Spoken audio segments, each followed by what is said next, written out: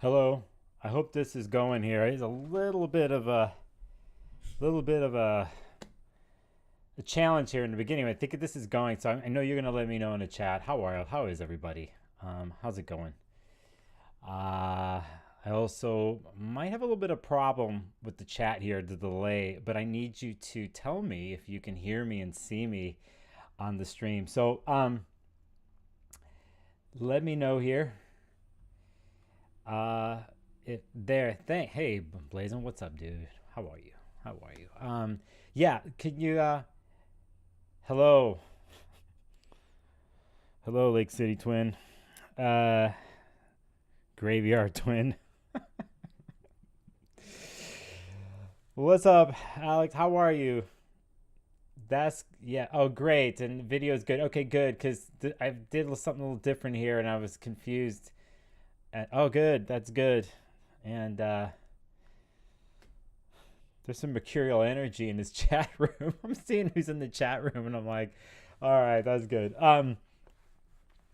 That's good. Okay, cool. I might have a little bit of a slow start here because I need to configure stuff on my screens, and I was up till way late last night trying to do something extra on this, and it didn't work out, and it's okay. So, Tara, what's happening? Ginger, Chicagoland. Oh my God, Chicagoland. Italian beef sandwich. That's what I want. If you didn't know, I grew up in Chicago. First 12 years of my life. That's where I'm from. That's where I was born. That's where my parents met. And yeah, I have a little bit of a history there, an old history in that place. It's been a long time, but most of my memories are from when I was a kid, and then moved to Seattle in the infamous summer of '83. Rick, how are you, buddy? Thanks for coming to say hi and support, my friend, and thank you for the last 12 hours. Yeah, and by the way, Rick Levine's in the chat. If you go to his Instagram or his Facebook, if you're on there, he wrote and posted a really good Christmas poem that he wrote, and he's infamous for his Christmas poems in connection to astrology. Actually, I want to do something here. I'm going to try to pull that up. I want to see if I could do this. This is an experiment.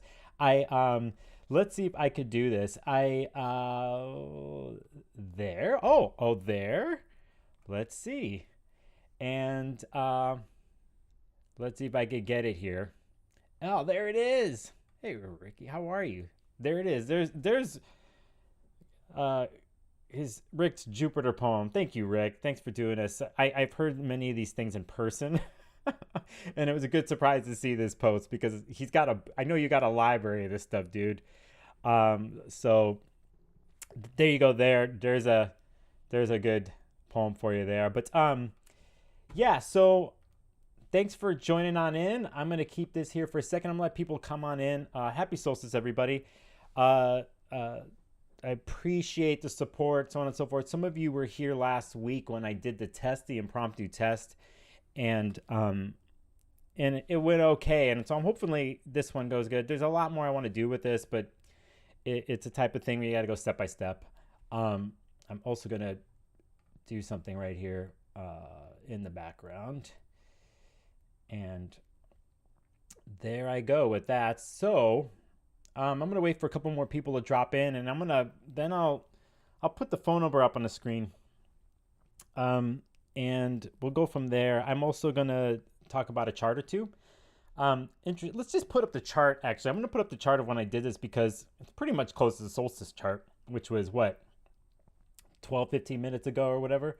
So here right now, I'll just update this. This is what? Give me a second here. This is, yes. Hey, welcome everybody. Welcome. I'm seeing new people jump in. Thanks for stopping in. And what's up down under? I see you, Melbourne. What, 16 hours ahead, I think, from where I am. So here, I just want to pull this chart up. This is, on my clock, is December 21st, 2:04 p.m. I picked this particular point not just because of the solstice happening at 1:48 Pacific, but I did it for myself because I have a 15-degree Taurus ascendant, and this chart has 15 degrees. Well, I have Uranus on my ascendant right now. It's going for the third, almost fourth hit here.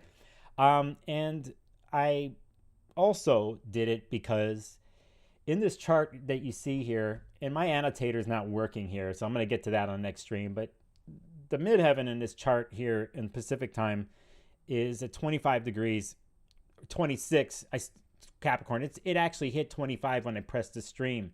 And the reason is because that's where my midheaven is. I have a 25-degree Capricorn midheaven. It just so happened that around the time I wanted to start the stream it was hitting direct into my chart. Not only that, Jupiter's doing something really good to my chart right now. So that's why I did it at this time. And plus I did a poll not too long ago with some of my viewers here about, hey, when should I do streams? Morning, afternoon? So I'm kind of hitting the sweet spot of where people on the East Coast can catch it. Somebody in Melbourne can get it. I can't get everybody, but I'm trying to figure out the time. So that's what's up. That chart that you see right there is pretty much close to why I did certain things. And one more reason. One more reason is the moon.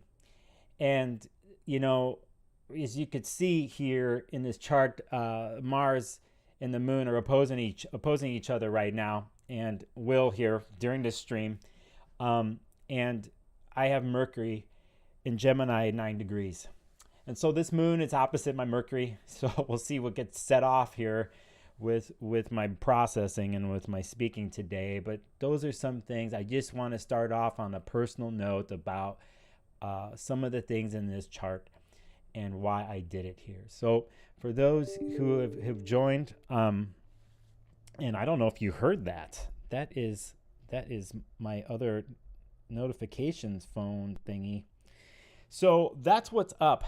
In between the phone calls I'm going to take, and I'll put the number up here in a second. I'm only going to go 5 to 7 minutes. I want to give other people a chance if they call. The other thing is, in between, I'm not going to put the number up on the screen. I might take a break because I want to look at the new moon chart that's happening in Capricorn here on Friday.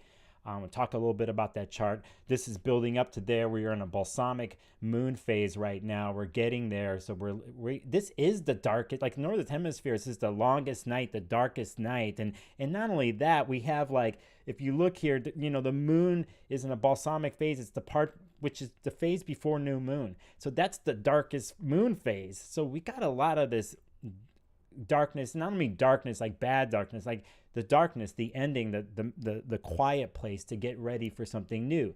We have a chart like this with the sun coming into Capricorn with so many minutes ago, and Jupiter coming into Aries, ingressing the Aries yesterday. You have two major cardinal signs to shift. Cardinal means the energy that initiates.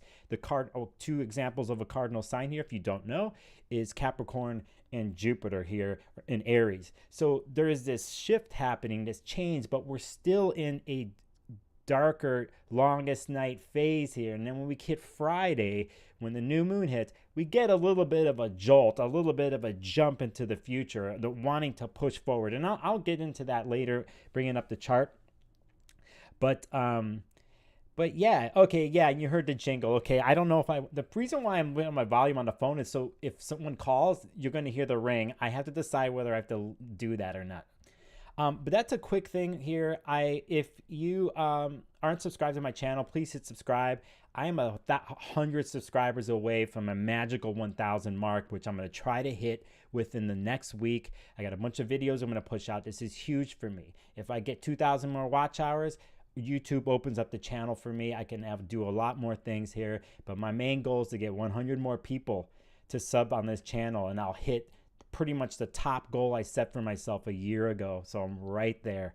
All right. And hey, happy solstice to you, Jen. Good to see you. Good to see you. Good to see some of you, my homies in the chat here. So, okay. So I'm going to do this magical switch over and do this. There's the number on the screen.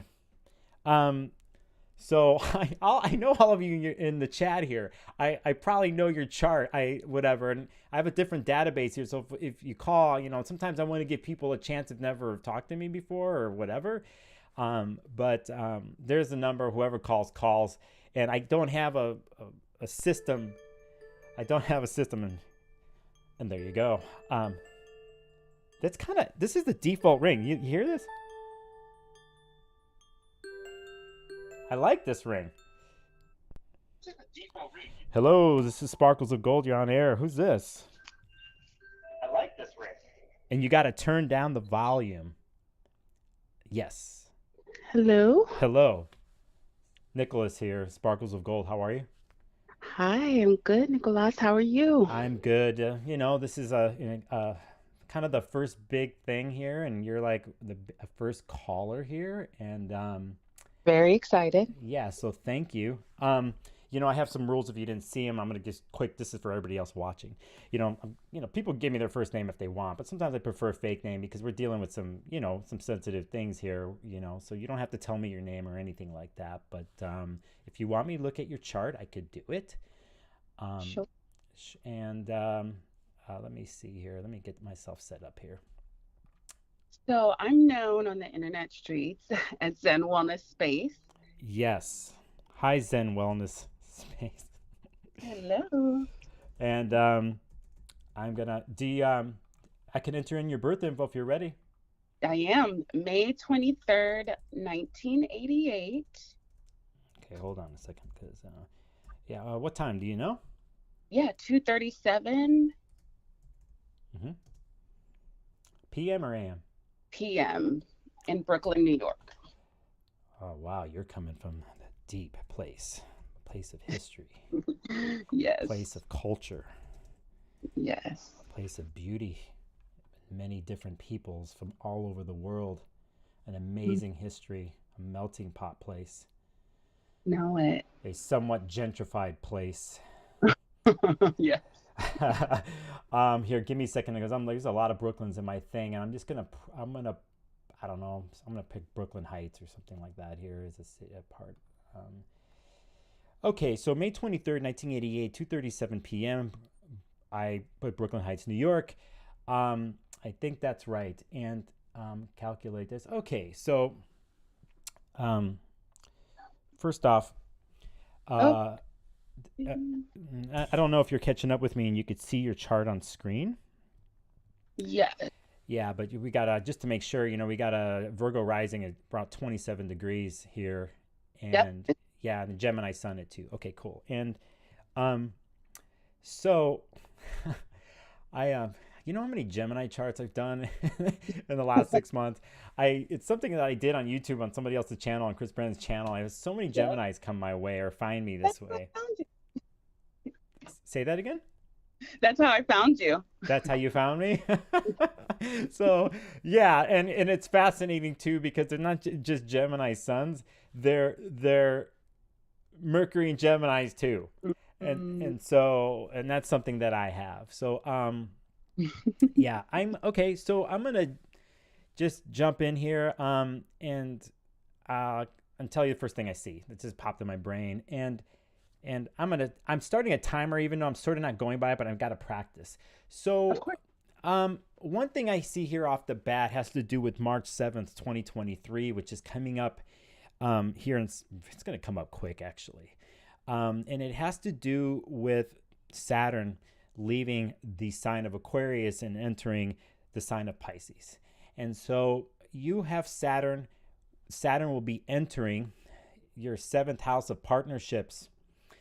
Some people say the relationship house, but Saturn's about to come your way there. And as soon as it does on March 7th, Saturn will be right close conjunct together with your Mars in Pisces. And off the bat here, whenever I see Saturn, let's say like on Mars like this, and not only is it doing that, it's opposite your Virgo moon.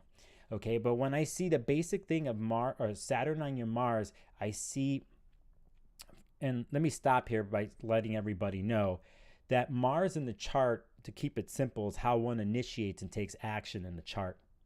So in your case, my friend Zen Wellness Space, you take action in the chart through Pisces, through the Pisces vessel. And then another way is through relationships, because this is in your 7th house. Okay.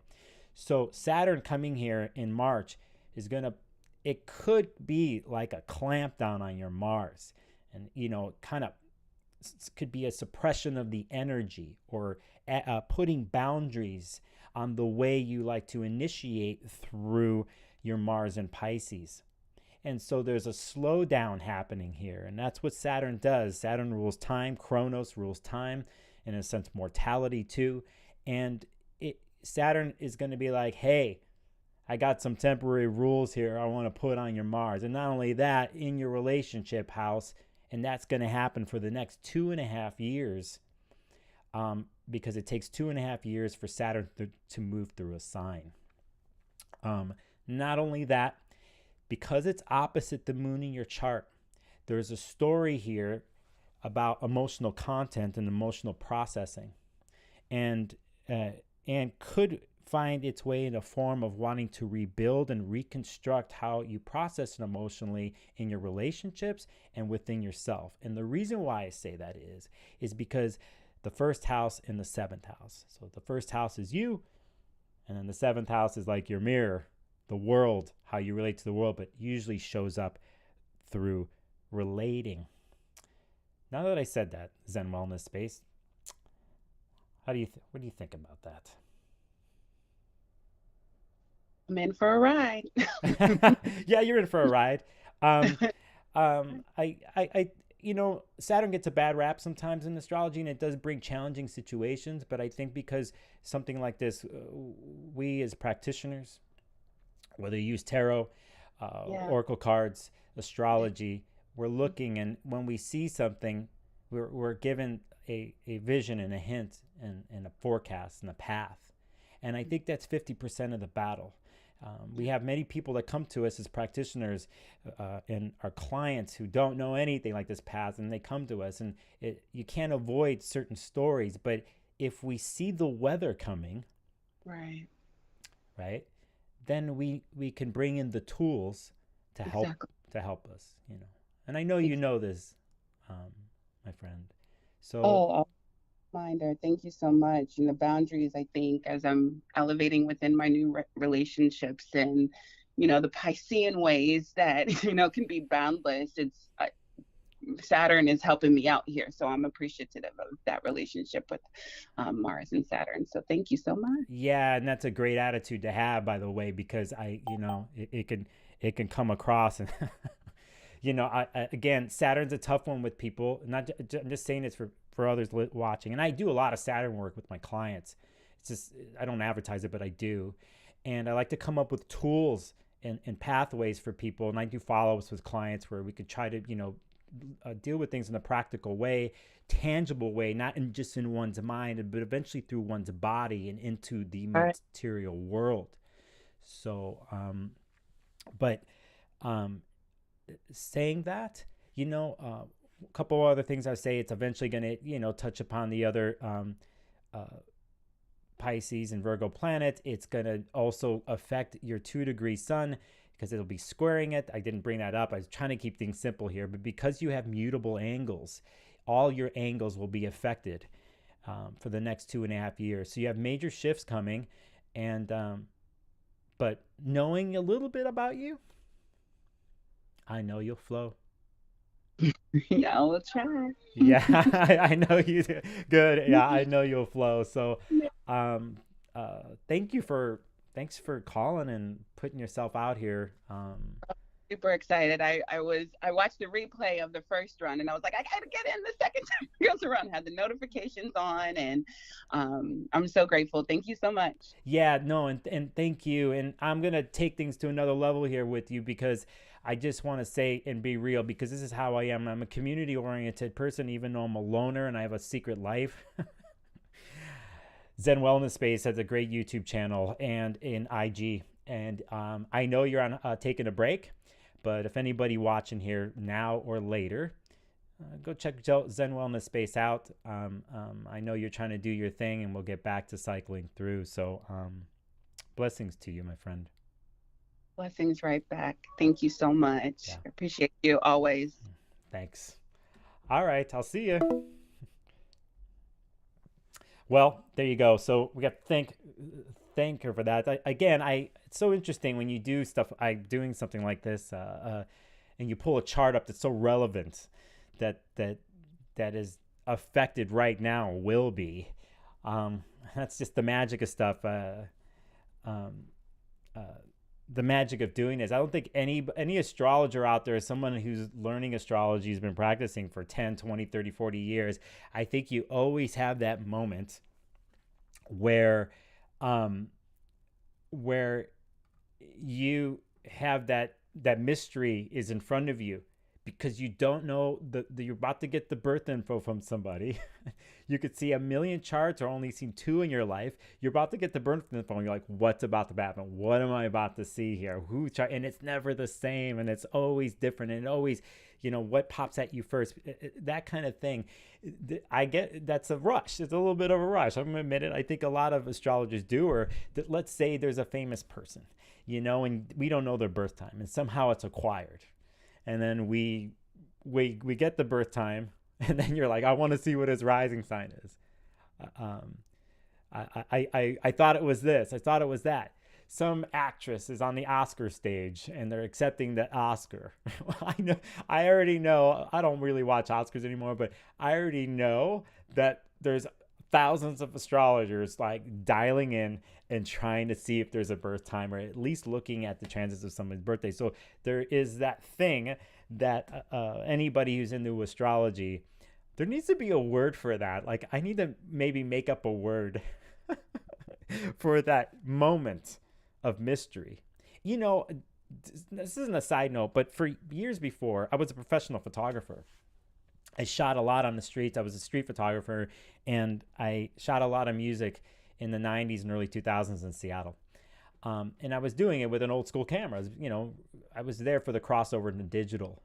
But the thing about analog and the old school was the mystery, because you had to somehow dial in and get the moment, the decisive moment. As a very famous photographer, his name is Henri Cartier-Bresson. He was my idol, and he talked about the decisive moment. And it was the moment when the head, heart, and body was on the same axis, he called it. And it was that moment, and trying to catch pictures that way. And imagine doing that with analog film, because you don't know the results like you do now on your phone and digital. You're taking a chance through the whole process, and you're trusting the mystery, and you're dancing with the mystery. Not that casting charts is the same, but there is that. There is that, at least for me. And so when I'm doing this and putting myself here on the live stream, and what I will continue to do with this is to test myself in many ways, but I'm also throwing myself into the mystery, and I'm jumping into the fire, and maybe you can feel that too, or you can get that too. And it's the number one reason why I'm doing this is because I want to grow, and I'm putting myself out there, and I know I'm going to fail and make mistakes. Actually, let me stop here. I'm not going to fail. I'm going to have many attempts. You feel me? All right. Let's do another one. Crazy number on the screen. It's so funny. If anybody's interested, you can call. If you feel called to, if you want to share this live stream, you can hit the share button on the YouTube here, and share it out there. And if you don't call in, and I'm kind of waiting for a caller and stuff, I'm watching the chat. If you have a certain question, I could try to answer it really quick in between the spaces, in between the mysterious spaces. Speaking of. Hello, this is Sparkles of Gold. You're on air. How are you? Oh my gosh, hello. So nice to talk to you. I'm good. Yeah, nice to talk to you too. Again, you don't have to give me your name, but I'm just I'll stop here for people watching. I just had somebody else trying to call in on the other line. I got multiple people. And so they're going to catch it here on the delay that someone I already answered a call. So I just want to say that for the people out there. And I have to do something else too. Give me a second, because I'm realizing I have to turn the volume off, because people are going to be doing this. And there we go. All right, my friend. All right. Let's do this. So let me pull up my somethings here. You don't have to give me your name, but I'll just call you Test One. Do you know your birth data? Yes. It is June 6, 1983. Sorry, it's another Gemini. At Hold on. at Hold on a second. I'm doing a couple things at once. 1983, which is a pivotal year I mentioned earlier. Yeah, what time? 12 noon, which my mother swears by, but Really? Yeah. Huh. Have you ever seen your birth certificate or a baby book or anything like that? I was born in Pennsylvania, and they don't record, well, maybe in Philadelphia, but they don't record the birth times on the certificates here. Uh-huh. I think that might have changed, but it's like that in the history. States were different everywhere. Even in other countries, they didn't do it. Okay, what city? It's Meadowbrook, Pennsylvania, or Philadelphia. They're kind of right next to each I'm other. gonna put Meadowbrook here because I want to see what happens, and I gotta make sure there's Pennsylvania, Fayette County, possibly here. I think it's Montgomery County. Got it. I see it. All right. June 6, 1983, noon, Meadowbrook, Pennsylvania. Yes. Got it. Okay. All right. You should see the chart up on the screen. Wow.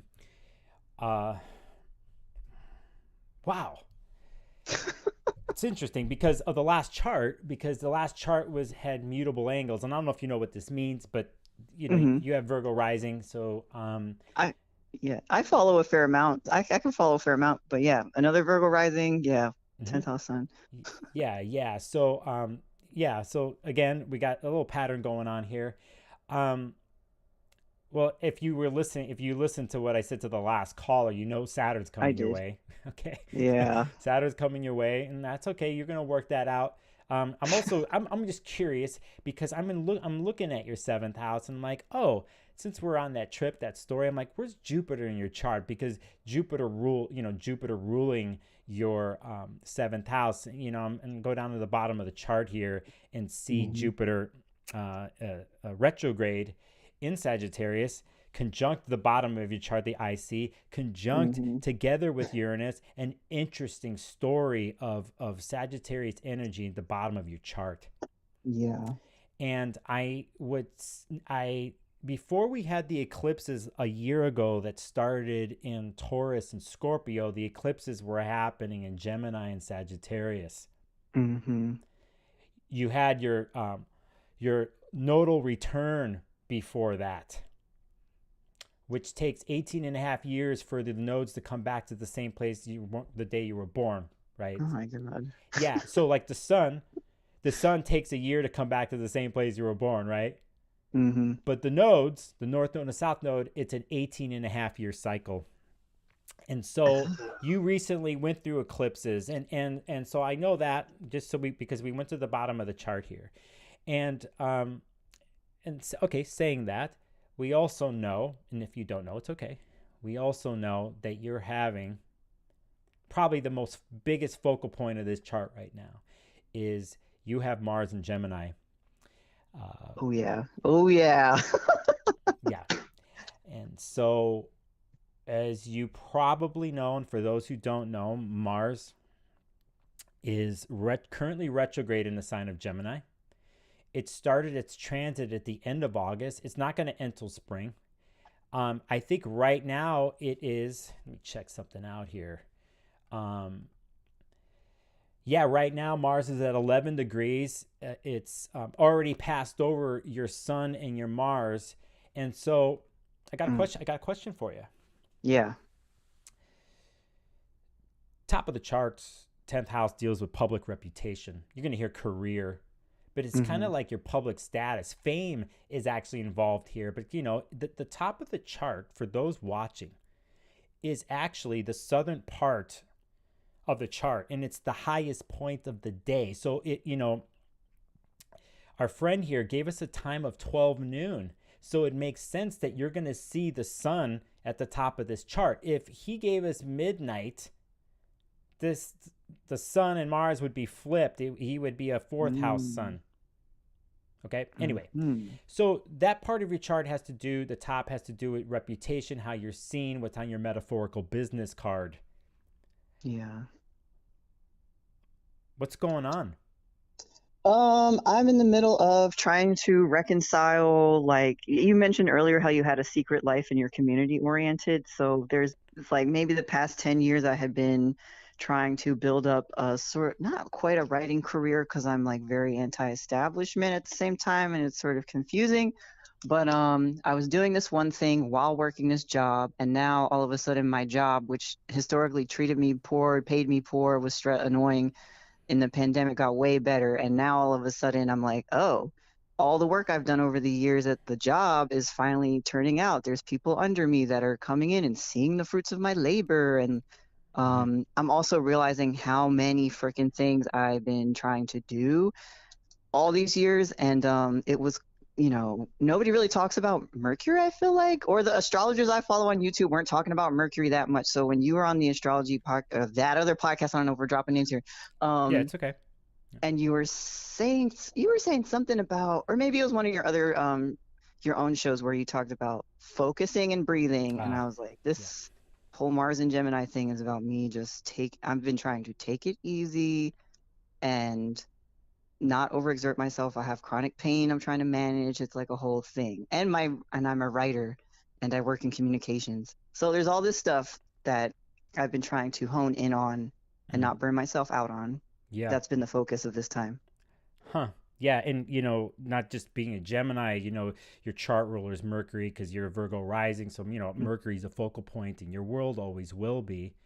To go back to what you said as a reminder. Yeah, on Chris's podcast on Gemini, I talked about breathing, but I did a Mars and Gemini video people can find here. And I talk about breathing. It was that one. Yeah, I talk about breathing. And the cool thing about that video is it's for later, anybody watching, go to the comments because there's people who have talked about all types of deep breathing techniques and modalities, which I found awesome. And I checked a lot of them out.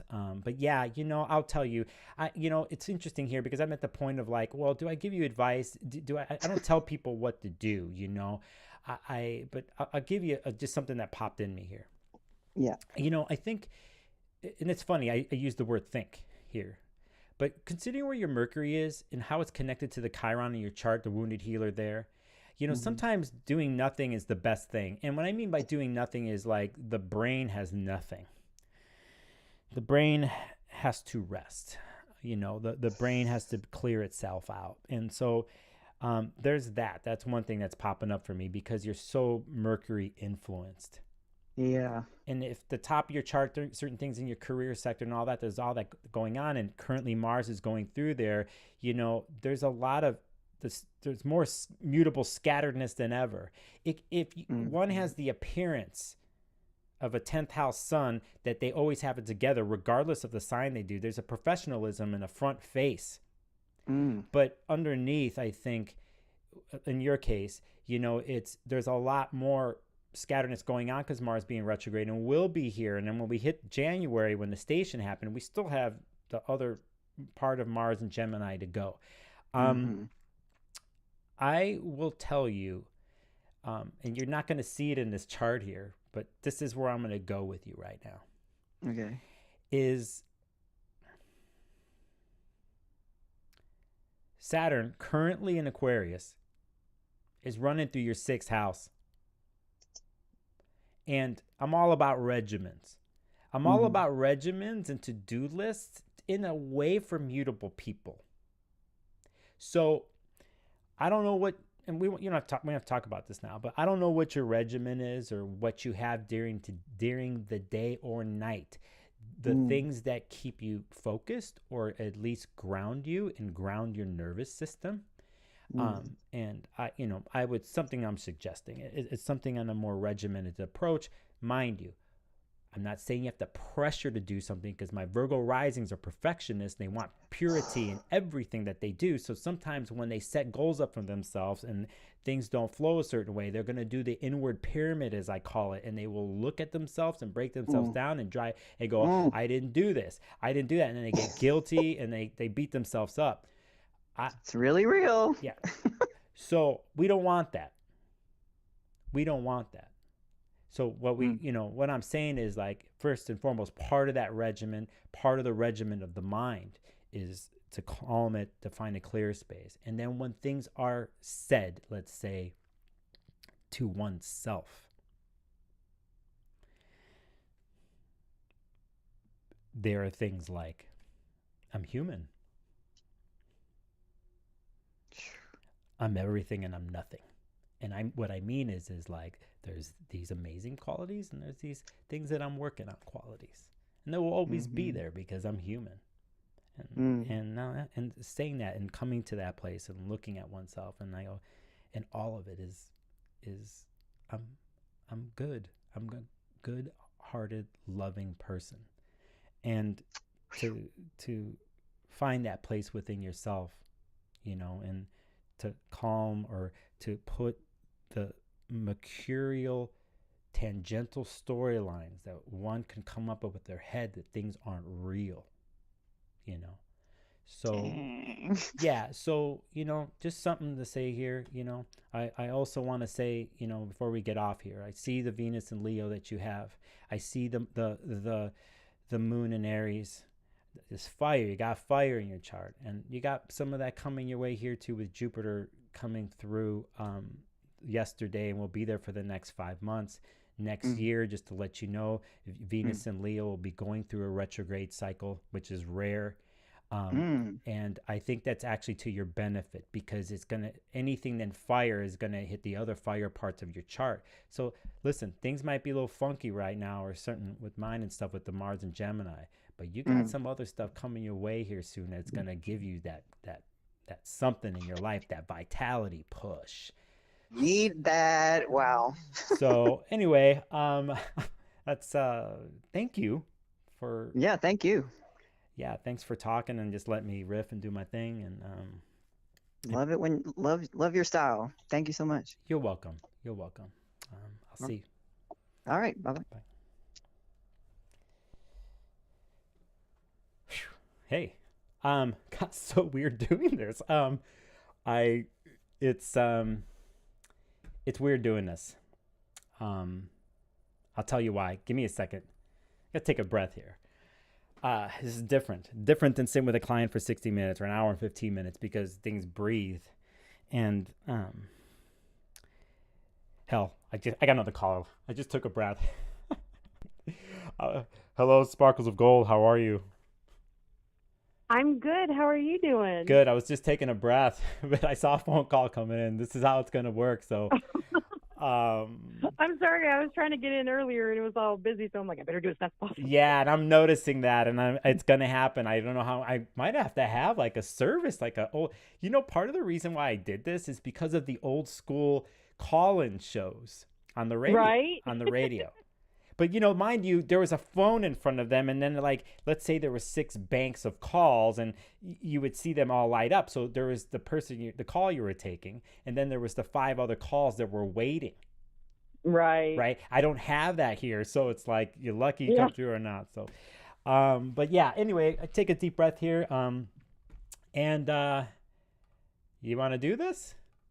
Absolutely. I mean, take your time with your breathing. And that's something else I heard. I found you on the astrology podcast, and but that breathing thing, yeah, that's what got me. And some Gemini stuff you were talking about. Yeah, no, I'm glad. And by the way, every time this is coming up about the breathing, it's just a reminder for me to do it myself.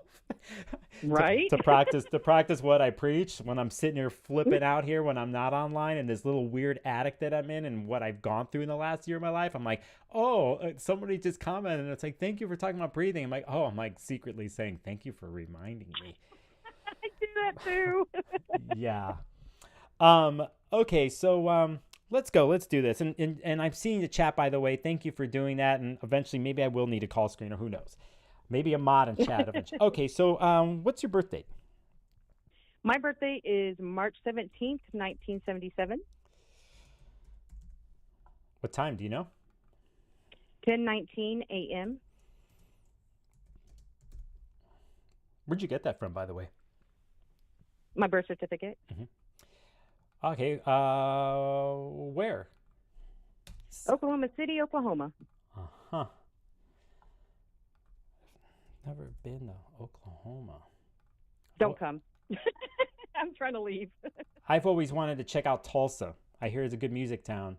Yeah, Tulsa is like 2 hours away from me, but yeah, Tulsa I hear is fun. I've been there a couple times, but yeah. Okay. And I'm trying to find Oklahoma City here. I'm having a little bit of problem here. Hold on a second.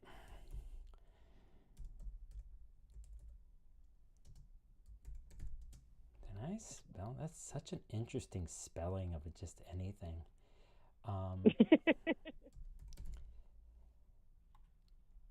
Be patient with me. I'm having a little bit of a somethings here. I'm trying to find. Take your time. Thank you. I'm trying to find things manually. I think you're a couple hours ahead of me there, if I'm correct. Mm-hmm. Yeah. Yes. You got snow on the ground? No, but it is freezing outside. Literally below freezing. Yeah. Give me a second. I got to spell this one more time because it's not working.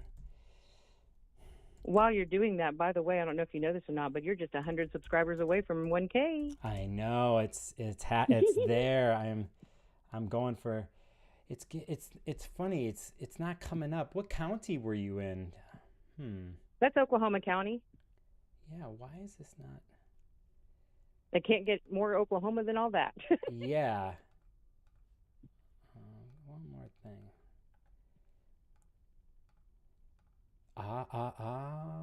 There it is. By the way, you're not seeing what I'm doing here, but I have to write notes because the software that I'm using, I'm going to talk to them because there's kind of funny little things that happen with the software, and it just happened again. All right. So right now, I just want to make sure. Do you know your chart? Have you ever seen it before? I have. I've actually been studying astrology for about 1.5 years now. Oh, okay. So you have a Gemini rising at 10 degrees?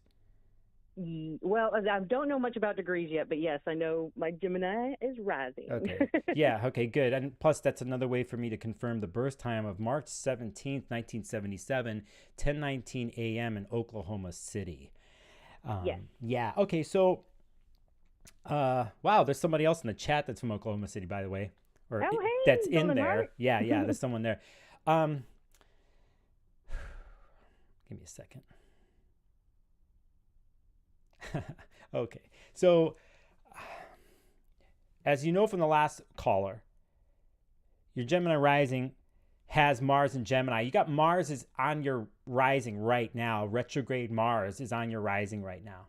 So off the top, right off the bat, I'm like wondering about your actual physical vitality, your energy. And the reason is because this has to do with your first house, and that deals the house of self, your actual vitality, how you enter and push your light into the world in a sense. And retrograde Mars is right on your rising sign right now. So that's, yeah. So that's one thing there. And you're also, you're Mercury ruled. So I'm looking at where Mercury is in your chart, and this is where I'm really going here. Mercury in your chart, Mercury's in Pisces at 28 degrees. Now, whether you're learning or deep into astrology, you and anybody else out there, what am I thinking right now? Why am I looking at this 28-degree Mercury? So the only thing I've heard about when it comes to my Pisces being in Mercury is that it makes for a good astrologer. Let's switch this up though. Let's get the terms right. That your Mercury's in Pisces, and yes, I mean, it's kind of funny in the astrology world what sign kind of rules astrology. You hear Aquarius, right? You hear Pisces. Traditionally in the house system wise, they'll say astrology is a 9th house thing. There's different ways. But the reason why I brought up this Mercury thing is because as of 2 days ago, Jupiter was in Pisces, at 29 degrees, and it was on your Mercury here. And not only that, it was there in the beginning of May. And this occurs, in your case, every 12 years. So Jupiter, there was a huge influx of Jupiter energy in the story, which brings buoyancy, confidence, abundance, luck, fortune. But Jupiter pushes the boundaries on things, and it's a questing planet wherever it is. So it was in Pisces here, and it hit your Mercury and your Sun in Pisces here. And, I'm wondering about what has come through your mind creatively. Let's just say as of late. I'm just curious. So as of late, creatively, well, I feel like I am a ball of creativity just waiting to burst, because I have not been practicing my creativity a lot of my life since I became a mom. I became a mom like right at 18, so most of my adult life. And as you know, with the year I was born, I'm not even close to that age anymore. Yeah. So I do feel like I'm like bursting at the seams trying to be creative. Lately, I have just been kind of going with the flow with like I do stream, and I stream tarot, and I've been doing it on Twitch. And it's interesting because just about like in October, beginning of October is when I started streaming again. So I like took a long few months break, much needed break. And now that I've come back, I feel like I'm more confident. I'm more focused. I don't know, like I just feel like a little more confident. It's almost like, and I described this to somebody earlier today, it's like whenever you start a new job and you have to learn everything, and you feel like you're the slowest person when, learning, but once you got it, you're with the flow like everybody else. Yeah. So I'm kind of feeling like in that vibe right now, like things are flowing really good. I feel like things are getting better right now, like financially and career wise. Oh, that's good. That's good to hear. At the end of October, by the way, Jupiter was in Aries still retrograde, and then it went back at the 28 and 29 degrees into that Pisces place. So I use a whole sign system here. For people watching, they can kind of tell that I'm a whole sign house system user. But Jupiter was in your 11th house when it was in Aries, and then it backed up into your 10th house to where your Mercury, and didn't get all the way to where your Sun is, but it's there. And it's, the last chapter of that story from a public status, public face type of thing of how you present yourself to the world, what your so-called career is. I mentioned fame earlier, all those types of things. Jupiter, to go back to how we started here, hit that place. I'm glad you found a groove creatively. I'm glad you did. And, because now Jupiter is in this 11th house in your chart of in a sense, community and friendships, and patrons. This is a place where, you can intermingle within groups and communities and participate in them, and they can see you in that place. And when I say, oh my gosh, yes, can I just say real quick that that's so awesome that you're saying. I literally just did my first collab stream today, and it's that I haven't done in like a year. And I do feel that like I'm starting to, finding some people that my people that are more like me. I feel like that with your community here in the chat, like everybody talking about astrology and all that. I'm just like, oh my God, we're all like-minded people. Yeah, totally. And I did a Jupiter and Aries video day before. I did it really quick. You can go look. I watched it. Oh, you watched it. Yeah. So, I mentioned the 11th house here, to kind of like keep this one focused here, not go too far, just to stay with Jupiter here in the 11th. That's a good place to focus on here in your world, because eventually when we get to April, it's going to be close to your Venus and Aries in your chart. And it's going to also, your Venus in Aries is conjunct the South Node in Aries. Chiron's there.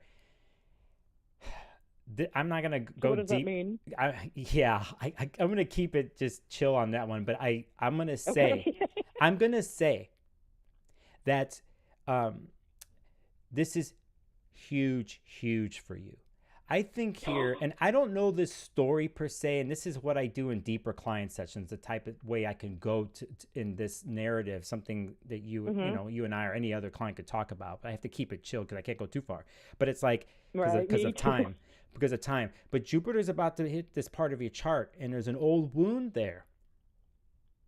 But it doesn't mean that you're like stuck in the wound. I don't know your Right. story. You know, I don't know your progress. We have to remember when we look at charts, and for everybody watching, this chart is just how you came into the world out of the womb, and it's this launching place.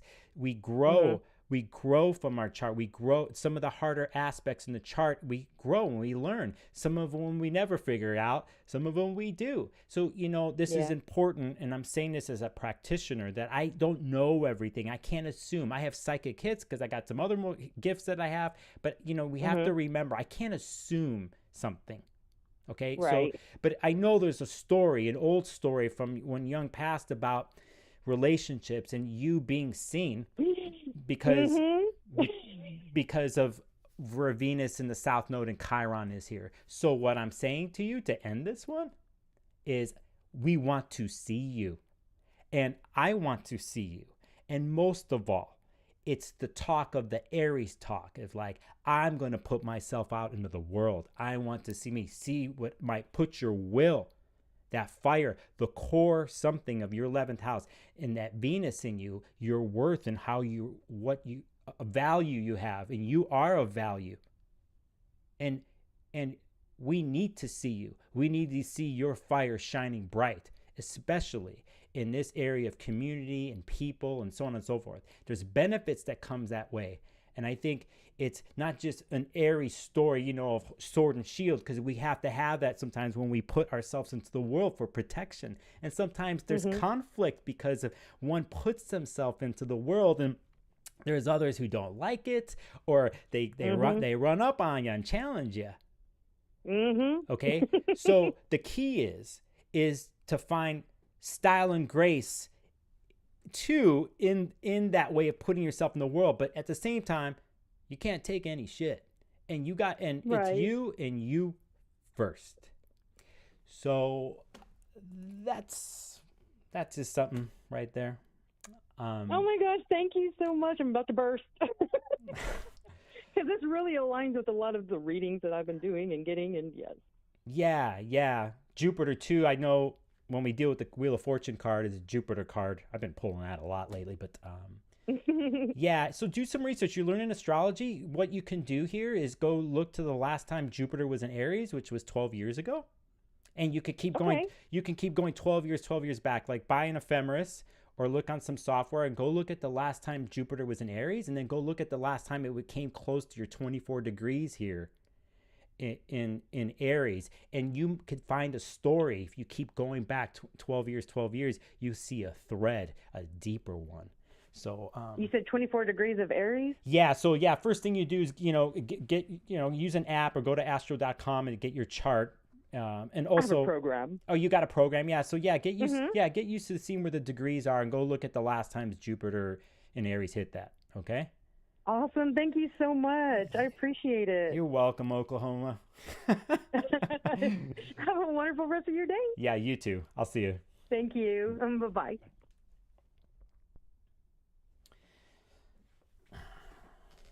A Jupiter story. More Jupiter too. It's not just this next year for that person, because if you go look at the chart right there, there's Jupiter in Taurus, and that's coming. And then Jupiter in Gemini. Got major Jupiter for 3 years. I'm not looking at perfections here because I could look at someone's perfection year for those who are studying, but whatever. Okay, so I'm going to just take a quick break here because I need to look at the chat. I see. Yeah. Hi, chat. I hope things are going good there. I can't tell the time and how many people are here, but oh wow, Kari, that's funny. Close. Oh yeah, good. I'm glad you caught that. I saw something earlier. Oh, this is way earlier in the chat with Tara in your chart. Yeah, let me see something here because yeah.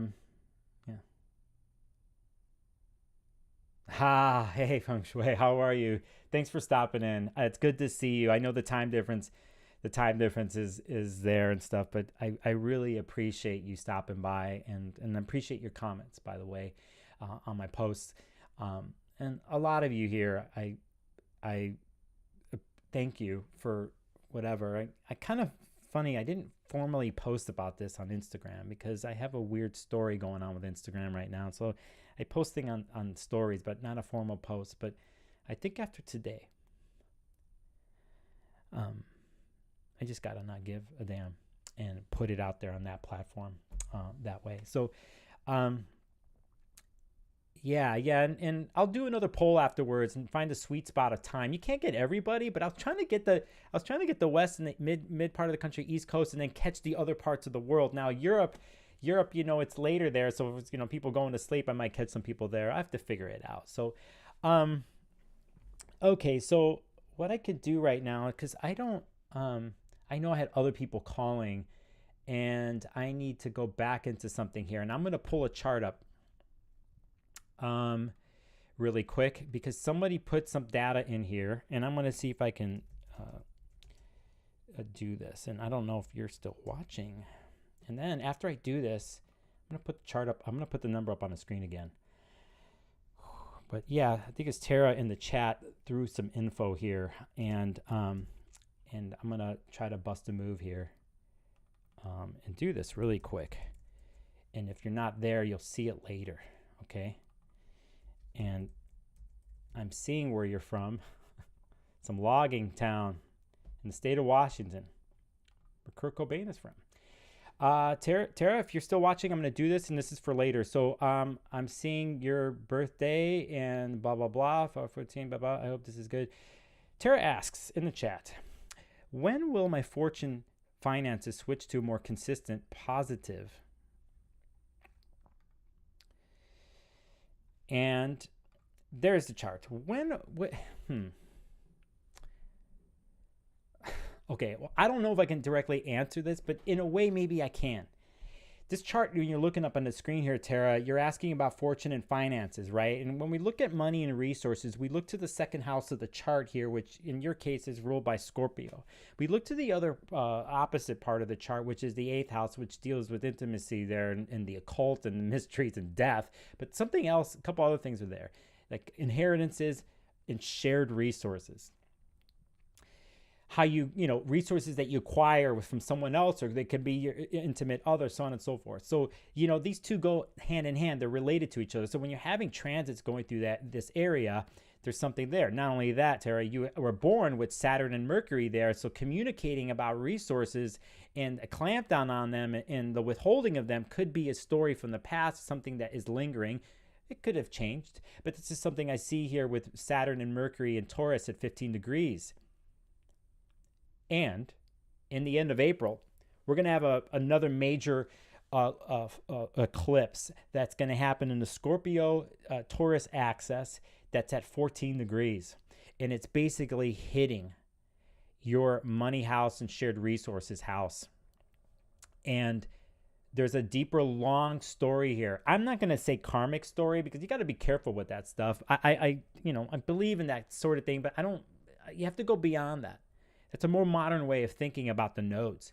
But there's influxes of energy coming in through the North Node and Taurus because it's currently North Node. And then it's like tide comes in with the force and tide comes out with the Scorpio part in the second house. And Neptune you have is in the second house here. So, there's also a boundaryless or lessons or maybe there's a story that was shown to oneself here in this chart that has to do with like boundaryless money flowing out, or it's never in a container and it kind of flows out, at least initially with the beginning of this chart. But Saturn and Mercury here in the 8th want to bring structure.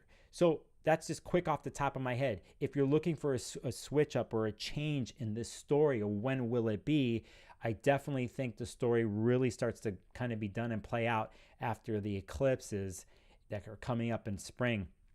And the narrative and story of your 2nd and 8th house will be a lot more defined. The remnants of the last year and a half of eclipses in Taurus and Scorpio will be much more defined. I already think you have a clue, actually. But when we come closer to spring, it's going to be right there in front of you.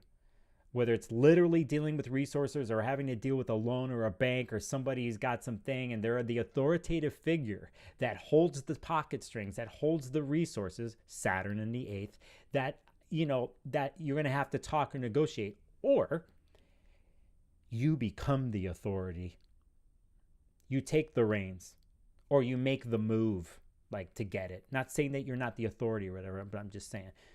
Just, again, Tara, you got Mars and Gemini born, so you're having the Mars story here. It's fascinating to me that we got these Gemini stuff in these charts today, so on and so forth. So, and then you got Jupiter going through your 7th. Whole nother thing. But anyway, I hope I sort of answered your question about that. Hey, Tara, good. Oh, you saw that. Yes, thanks, Divination Station, by the way, for your support. I see you in chat. And yeah, Alex, I have a question about eclipses. Do full eclipses and partial eclipses have different effects on the chart? I'm going to say I don't know. I don't know. And I can't answer that. I'm not that deep of the authority to answer that. But that is a really good question. And something that is not the same thing that came up in a lecture that I saw that Rick Levine did in person a couple weeks ago at the Washington State Astrological Association. And we did a stream. The association did a stream in person. But he was talking about the eclipses that were coming up, because there's a funny eclipse between the two coming up. There's a third one here, and it was, I forget, it's not a real total eclipse, but it was a certain type of kind of categorized eclipse. I can't remember. But Alex, I'm going to write this down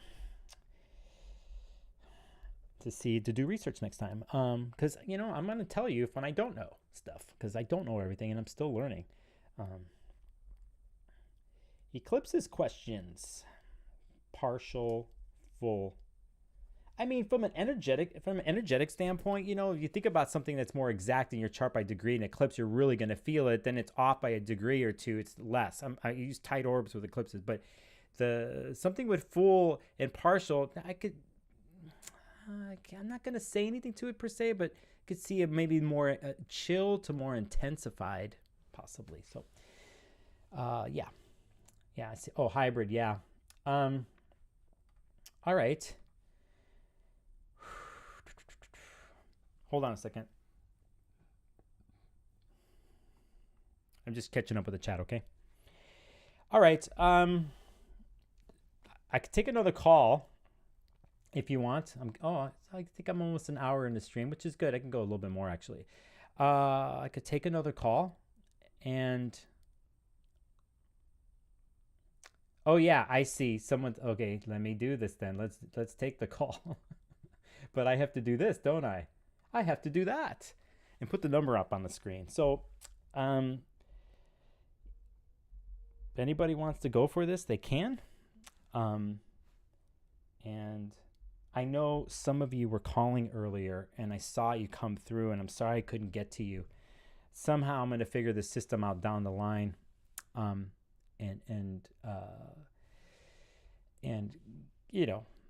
just as we go here. So while I wait for a call, Steph Ja, question: Saturn in Aquarius 6th house, opposite Venus and Leo in the 12th. I'm assuming that's your natal chart. You're having a story right now in those parts of your chart. I have to take a phone call, but yeah, Venus and Leo retrograde story that's happening here. So it's not done, the current transits. And I'm going to try to come back to that. But let me take this call. Hello, this is Sparkles of Gold. You're on air. Hi. Hi there. How are you doing? I'm good. I'm in the middle of the stream, and I think it's going okay. So I concur. Yes, thank you. You want to do this? Yeah. Okay. What's your what day? What's your birth info? How about that? July 30th, 1983. July 30th, 1983. And what time? At 10:41 a.m. Okay, that's pretty exact. So I'm trusting you. Where? Erie, Pennsylvania. What a trippy place in Pennsylvania. Oh, it's so strange. It's a trip. If no one knows, like, you just got to go drive from the western part of the state to the eastern, or do the other way around. It's mind-blowing, the changes that you'll see, like culturally and topographically, like environmentally. It's wild. Yeah. It's beautiful and rough and weird, and it's, yeah. Anyway, Okay, July 30th, 1983, 10:41 a.m., Erie, Pennsylvania. Correct? Yep, that's me. All right, let me stop here for a second. I know I saw another caller coming through, so apologize. Maybe we can try to do it after this one, but I saw your number. I just want to acknowledge people trying to call and acknowledge the chat. Okay, so, all right. Yeah, I think your chart's up on screen here too. Okay, good. I use the whole sign system by chance. Do you know your chart? Have you ever seen it? Yes, I am an amateur astrologer. Okay. It's kind of interesting here. I'm going to stop when I hear this amateur, because it can mean so many different things. And sometimes there's the threshold that is crossed for people, like what they consider professional astrologer compared to somebody else who's learning or amateur. And mind you, it's different for everybody in their history. I just want to say that to you because it's a funny thing in the astrology world amongst colleagues of like when someone call themselves professional or when they decided to or they never did, even if they were studying for 30 years. Yeah. So but I understand what you're saying to me, and you do know your chart, and I get it here. My Virgo rising at 28 degrees, Leo sun, Aries moon. Look at that. You have a great sun moon vibe of fire. Yep. Yeah. So let's just say that off the bat here, and I'm doing this because in the way I do with this whole sign system, I don't know where your sun is falling if you did it in the Placidus house system or whatever, but here it's in the 12th house. And this is a funny place because this is in a sense a place that things don't get seen a lot of times. Planets do, or they're muted, or they have a different story. And I think it's important for me to say right now. Yep. Yeah. Okay, that I see you, my Leo friend. Yeah. That I see you. There's a bunch of other Leos out there that are there's a bunch of other Leos out there that are jumping into the front of the line. Or they're first on stage. Here, it's a little different. But I see you. Usually in the background, hiding a little bit. Yeah. Yeah, I see it. But it's there. The vitality, the creative expression, the courage is there. Another Virgo rising chart here, and some Gemini, and North Node in Gemini. I see Chiron there. Let me see what else comes to me here. Again, if you've been watching, my friend, if you've been watching, you know that Saturn's going to be entering your 7th house of relationships here in March. It will eventually, not in 2023, but into 2024, we'll get to a place where Saturn will be opposite Venus in Virgo in your chart. And that's a relationship story right there. And that is a negotiation in all types of relationships that will be eventually happening. Could be a make or break point. But let's just stick with negotiation. I like that. Yeah. Mm-hmm. And, with Venus in your first house, they're rising out. It's important here, I think, relationships in general for you, because they're first and foremost, shown.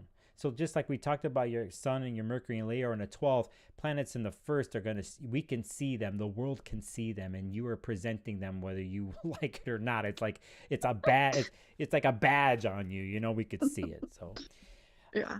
So I know relationships and the how do I say this?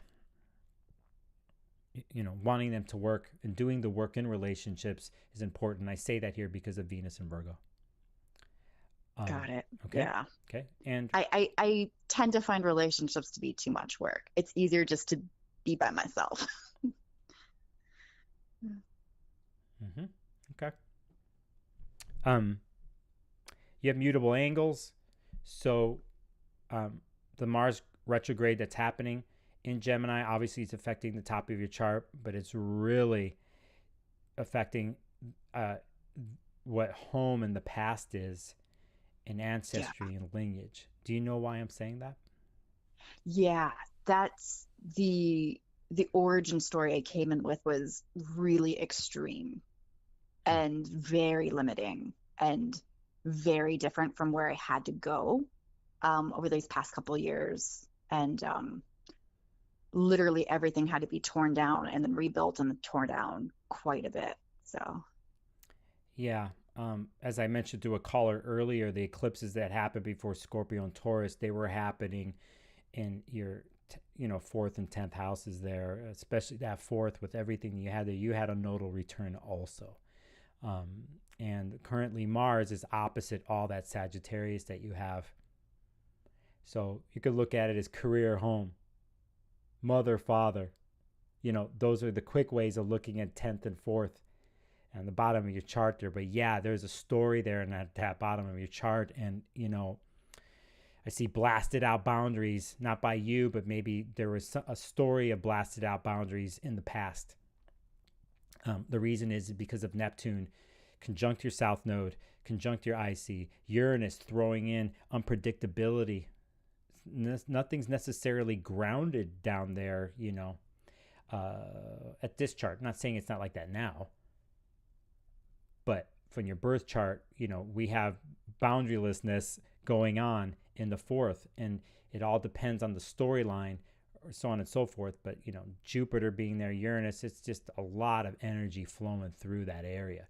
Mars now is opposite that area and touching upon it, and could, one way I could say, and I got to be careful with my words here because you don't want to say it's setting it off, but there's this current something going on there. So one more thing I will say to that is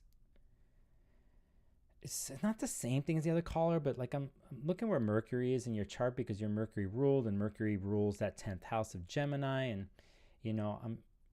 I got a question for you. Do people hear you?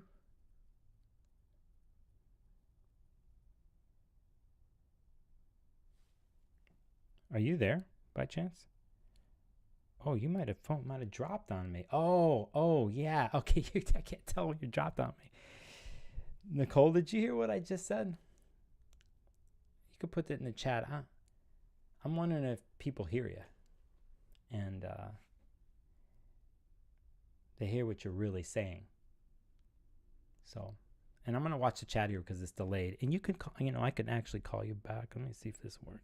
This is something I've never done. Let's see if this works.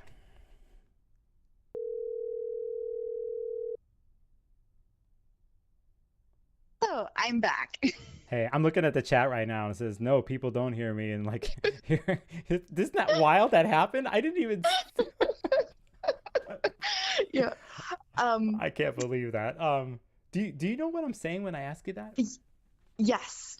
Everything I always hear a year later of, I should have listened to what you said.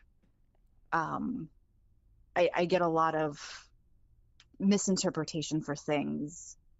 I also don't usually know why I say a lot of things, but I know there's a reason and a purpose behind it. So it's more of a intuitive speak that just kind of happens. And sometimes I don't always have the reason to back it up, so people don't listen to it the same. But then I get I hear it now after the fact. So yeah. Such an integral part of your world. Because I went, I started off by, your Mercury rule. I go to the Gemini part of the chart. We talked about your Gemini and Sag part, but we're looking at Mercury and what it aspects in your chart here, 27 degrees, and it's connected to Neptune and all the other stuff, your Sag stuff down there, the later degree stuff. There's a story there. And so that's what I was looking at. That's why I asked you, because just in general too, we got a Mercury, Neptune trine like that in the bottom of your chart, there's just there's a creative mental capacity here. You know, this is the type of thing when you see Mercury, Neptune is like, they can write a novel. Yeah. You know, Yeah. they can write a novel, or they need Saturn to help them structure it.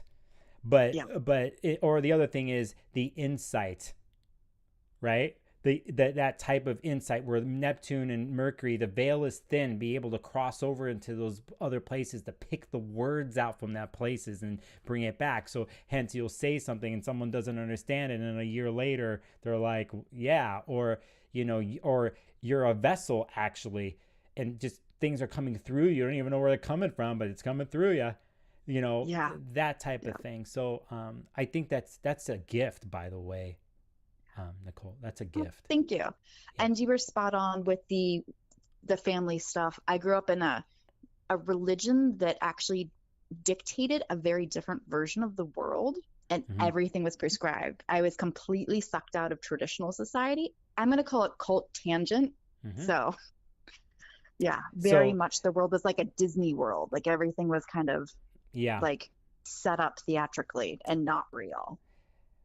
I'm looking at where you were born, and I'm just like filling in some blanks possibly, but I'm gonna let that go. But but for those watching, and this is where I think you told me this on purpose, Nicole. I think you know your chart very well because of what Sagittarius energy can do, or what the storylines are with prophets, and what the truth is. Yeah. And it can enter dogmatic or even culty vibes. And, you know, you can't assume this about everybody's got a major Sagittarius in a chart or something like that. But just in your case, because of what you said, I'm just acknowledging you. I'm just acknowledging, and I know you know this. You're not just an amateur. I think you know a little bit more. So I you know, because we, you know, you and I got to this place. I didn't do it you and I got to this place together. Yeah. Right. So I see what you're saying about your past and stuff there, and it makes complete sense. And I'll right at this moment, you know, like closing this circle up here with you, is I'm going to go back to what I said in the beginning. And I don't know if you're looking at the screen right now. Yes, I am. I see you. Thank you. Yeah. And I know you have a lot to say, and it's all beautiful. And so we want that for you. I want that for you. I want that flow for you. Okay. Yeah. I'm working on it. Yeah. I'll get there. I will get there. That's a total Virgo rising reply. And but yeah, you got it. And quickly, Jupiter is going to hit your moon here soon. Venus retrograde in Leo next year. Research the dates for that, because that's going to be coming through your 12th house and dealing with your Sun and Mercury, with what we were talking about. So, all right. Well, thank you so much. You're welcome, Nicole. Thanks for hanging in there with me. Yep. Talk to you later. Bye. Bye.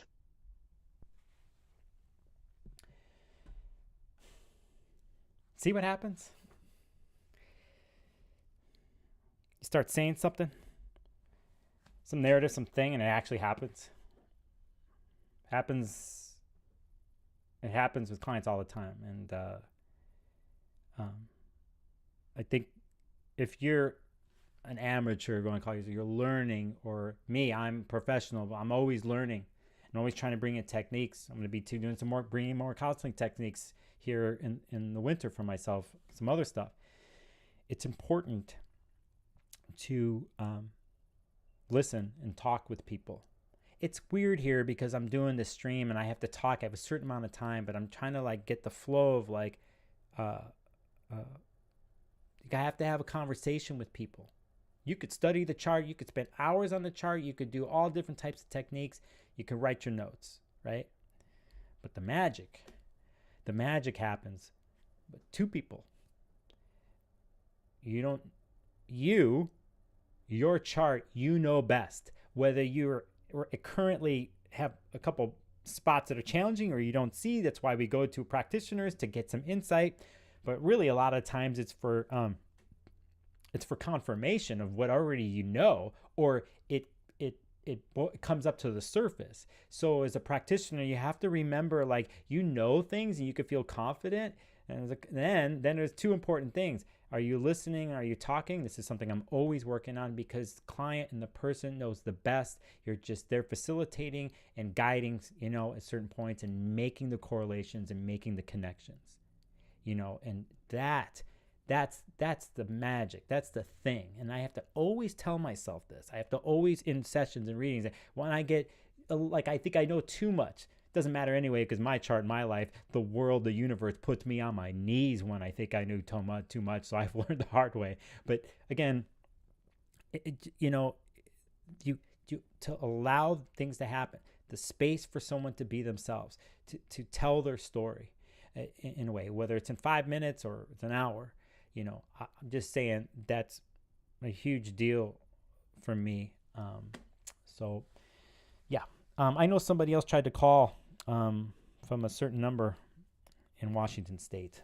If you want to go for it again, you can. And just want to say here, I'm an hour and 20 minutes in, and it's going by fast. It's a lot. Maybe I'll take one, maybe two more, I think. Maybe one. And in the meantime, I'm going to go back and chat, because there was a person who had the Saturn in Aquarius 6th house opposite Venus and Leo on the 12th. Yeah, I see. Yeah. Saturn, Venus. I know that story too, a little bit. But yeah, that's a relationship story too. But also one that needs space and structure to breathe. Actual regimen in the 6th, the regimen could be space and structure to breathe. And I got a call.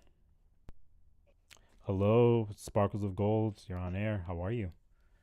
Hello, I'm on the air? You are. Oh, great. It looks different on the screen. You're in a different part of the conversation. There's a delay. So oh, good to know. Yeah, there's a delay on live stream. So one thing you could do too is to turn it down so our voices don't come through. That sounds good. Yeah, it's an old school thing. It's a delay that happens. So everyone, you and I are talking right now, people are catching it. It depends on the delay, 5 to 6 seconds after, maybe. I don't know what it is. But as long as you and I are dialed in together, it all comes through. Okay. Awesome. Yeah. Well, do you wanna do this? Sure. Yes, I'd love to. Okay. I'm glad I caught you live. This is fun. Yeah. No. Good. Good. I'm glad you're here. What's your info? My name is Chelsea, and my birthday is November 29th, 1983. And I was born in Mission Hills, California, Los Angeles area. Okay, give me a second here. Let me find this.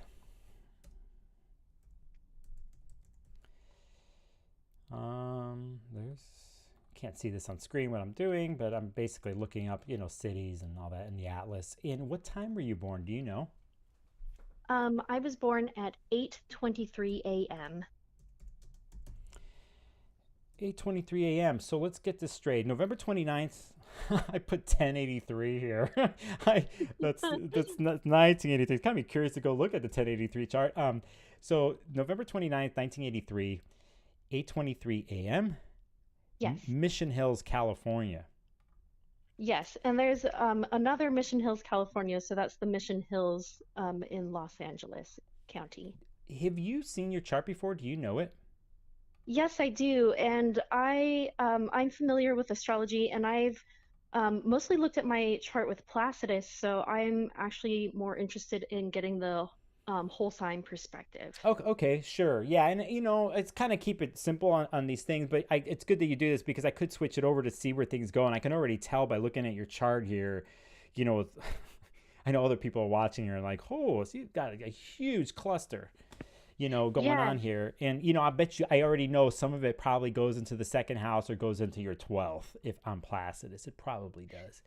Yeah, actually with Placidus, it's all of that Sagittarius is scrunched up into my 12th house, which has always kind of left me wondering, like, what does that mean? Yeah, I'm going to switch it to looking at it with the whole sign system, it changes my chart completely. Yeah, So I just I switched really it want to here. know the differences. Yeah. Yeah, I just switched it here because it's just wild. Because if right now on screen when it catches up with you, everything goes into 12th. This is wild. So I'm going to ask you some questions here because we're going to assume that we're going to try to quickly, if we can, figure out if it's a 12th or first house thing. Okay. So and we're not going to stay too much on there because we want to get to some current stuff possibly here. But I'm going to switch it back to a whole sign now.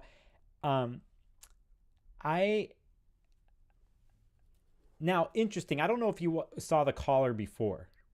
Yes, I did. I did find that was very interesting. We're both born the same year, so I was like, ooh, we have some synchronicities there. Yeah, because there's this interesting, at least with the Jupiter and Uranus and the node there too, and Neptune, right? It's just Yeah. It shifts here because it's your first, but they're on the bottom of the chart. It's just interesting. So, the other thing is, the other thing with the last caller was I didn't go look to see where the sun is in Placidus, right? So I'm sticking the 12th, and I said a thing about seeing this person or whatever because planets in the 12th can be somewhat muted or have some more of a subconscious story going on. It just depends on what type of astrology you do. I incorporate it all. So right now it's like, okay, are you a first house sun or are you a 12th house sun? Mm-hmm. Right? Off the bat, we could see your rising signs at 28 degrees, right? All these other planets are rising ahead. They rose up. So they're in the eastern part of the chart. So the time you were born, whether you could see it or not, the sun was up, like your sun was coming up in the east. Maybe we see Mercury. I don't know. We're not going to see Uranus. Jupiter, maybe Mercury. Just depends on that part of the day when it comes up, when it's between light and dark. I don't know. You're in Southern California, 8:23 a.m. I think it was already getting bright. So whether you can see them visually or not, it's a whole nother story. But just so you know, they're all above the rising sign. So they're kind of rising out. Now, are they 12th or 1st? So here's my question. Mm-hmm.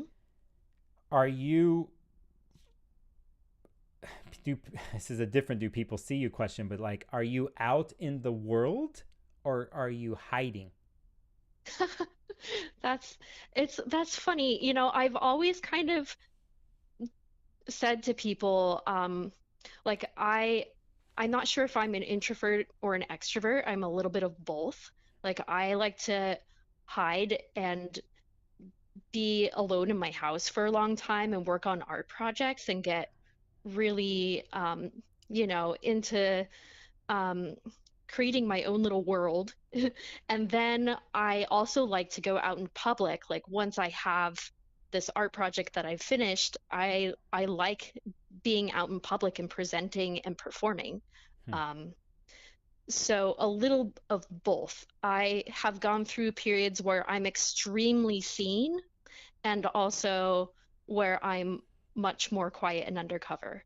Right now, I'm kind of more in a hiding phase. I've actually moved from West Coast to East Coast 3 times in the recent years, and I'm currently very isolated in Vermont. But I previously, well, I'm a performer. It's what I do for a living. So I do find myself in the public eye quite often. So I kind of find myself going between these extremes of being so public that I feel like I don't get any personal space, and then having to retreat and hide to recharge. Yeah. Yeah. I'm not going to make a proclamation here like you're this first house person or you're a 12th. I'm just going off what you're saying to me. Mm-hmm. Because there's a storyline of mutability here. Hiding out, going out. 2 different things. Switching back and forth. But the other thing is Neptune in your chart, which is right on your ascendant, your 28 degrees. Mm-hmm.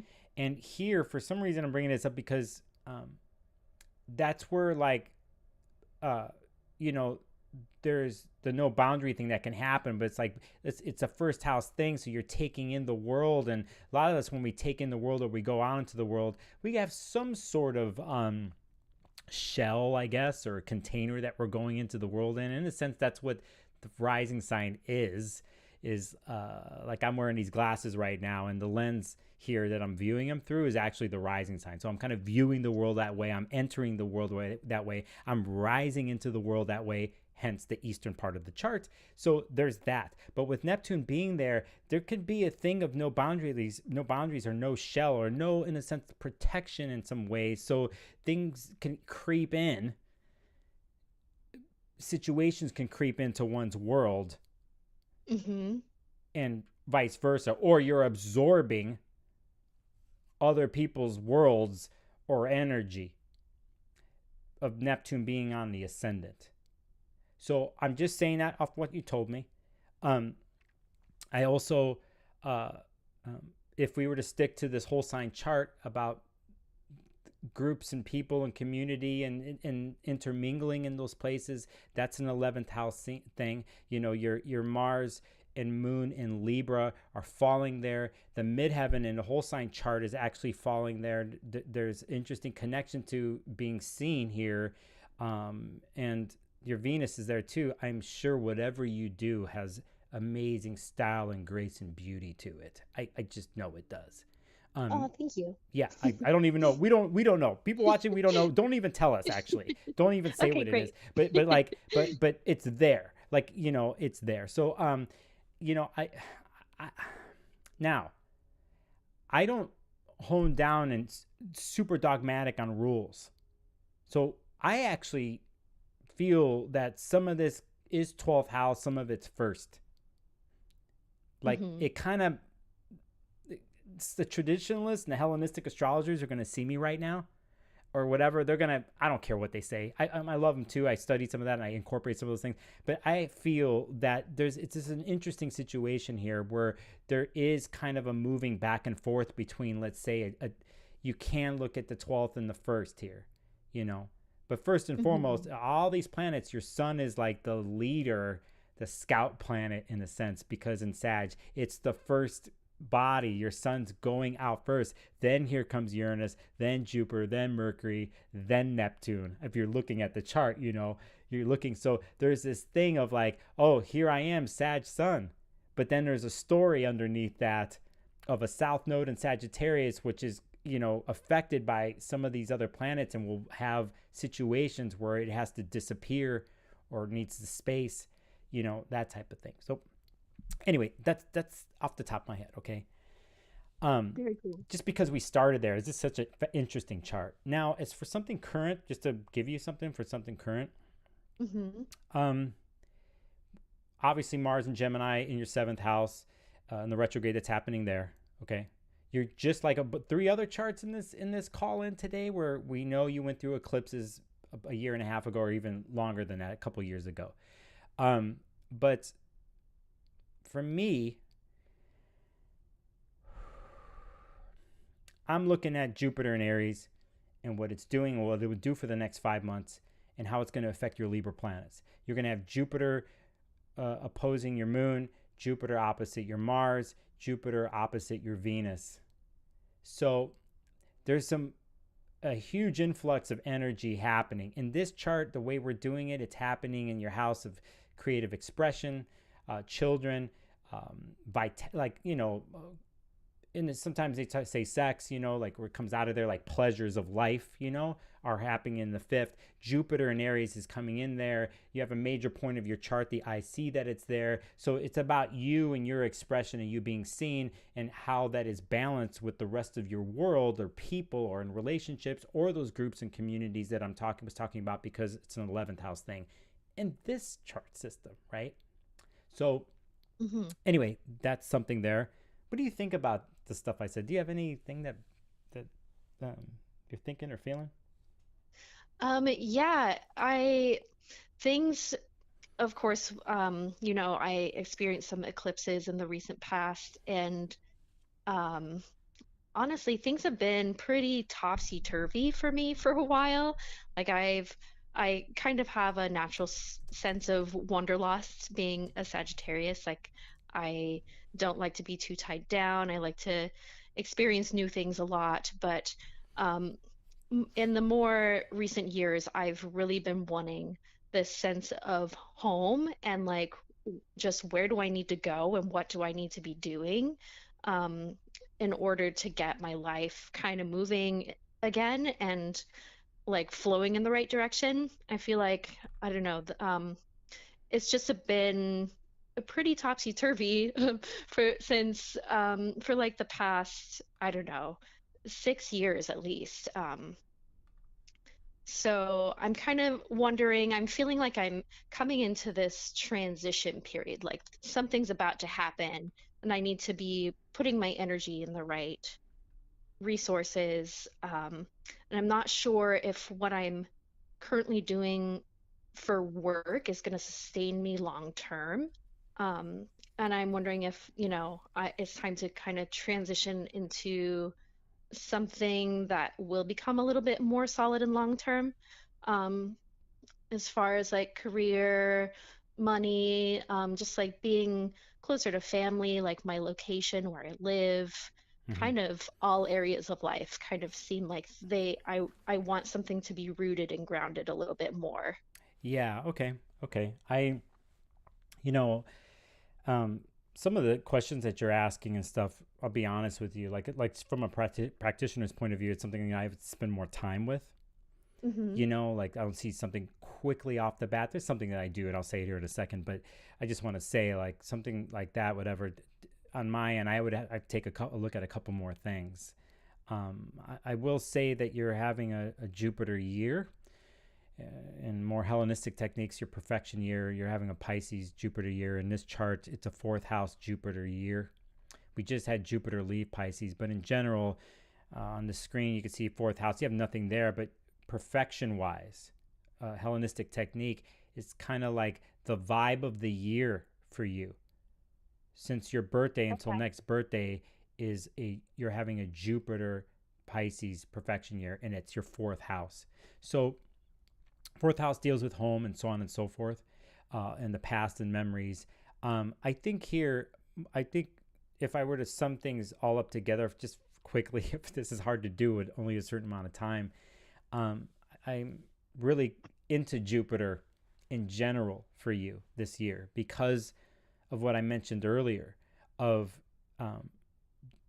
it being your chart ruler, you having a Jupiter perfection year, and Jupiter in Aries hitting your IC and will be touching upon those Libra planets.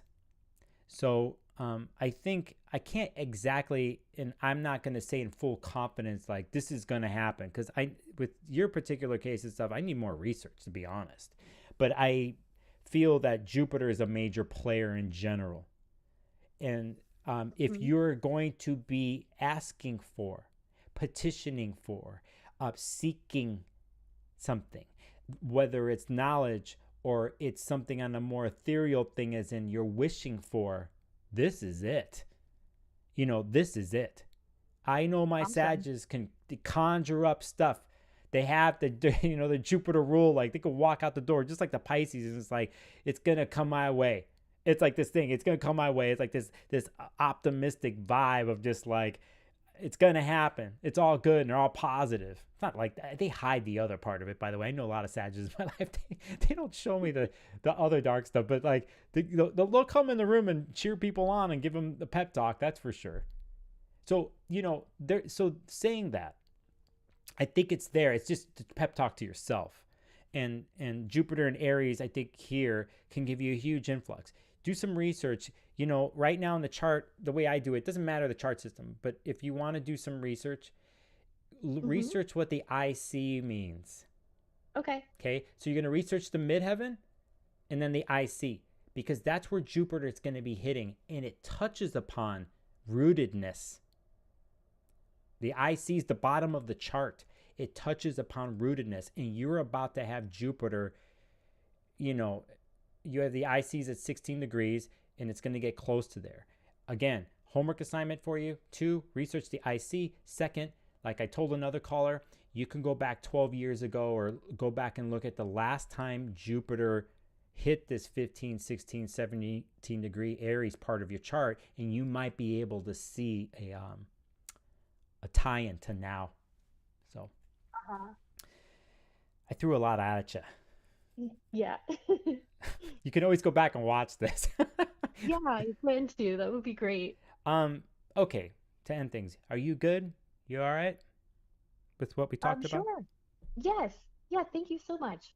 Yeah, and you're such an interesting case, this chart here today, because it has its own interesting complexity, and not things are so straightforward sometimes. And so like a thing of like whether you're a 12th house sun or first house or where things lie, that in the end I could say stuff to you, but it's more working with you or you working with yourself to really feel what that is, who you really are, what kind of chart you have, so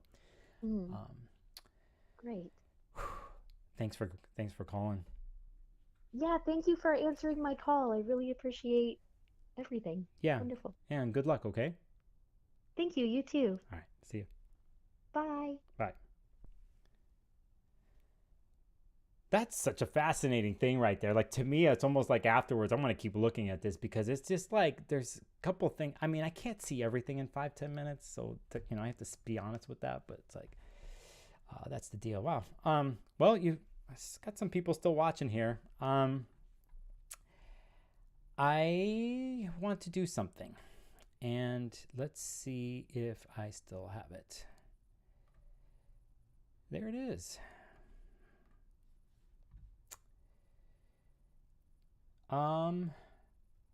Let me do something.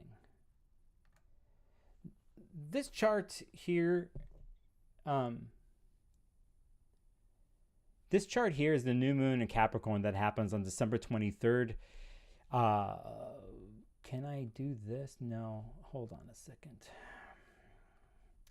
You could see it here, December 23rd, 2023, 2:16 a.m. Pacific. This is on Friday, early Friday. Talked a lot about Jupiter today. Can't help it because Jupiter entered in Aries. And Jupiter is a focal point of this chart. The reason being is Jupiter is at 0 degrees Aries, and this new moon, yes, thank you, Cyborg Playgirl. So I'm answering the chat right now. I know there's a lot of 83 charts today. And that's a focal point in my life. The 83 in my personal life was a fundamental something happened to me there. And especially the summer of 83. The summer of 83 into the fall, they have major switch ups with some of the planets, but it's a fascinating year. So anyway, to go back to this chart, we have the new moon in Capricorn that happens at 1 degree here, and it's squared by Jupiter in Capricorn. As I said in the beginning of the stream, we're in the balsamic phase of things, the longest night, so on and so forth. We're kind of coasting in the night. But as soon as this new moon hits, we have an influx of cardinal energy that happens, and Jupiter's buoyancy wants to bring it to Saturn, even though Saturn is an initiatory energy and it still has its earthbound pacing. And Jupiter wants to push this. Jupiter wants to go, come on, let's push it. Let's do this, so on and so forth. Now, we always look to the ruler of a lunation. We're going to go look to the planet that rules Saturn. Or that rules Capricorn, and it's Saturn in Aquarius. It's still a major focal point in the story. I'm a big fan the last 3 months of people working with Saturn and Aquarius, wherever it falls in Aquarius or in your chart, in the Aquarius parts of your chart, and we need groundedness.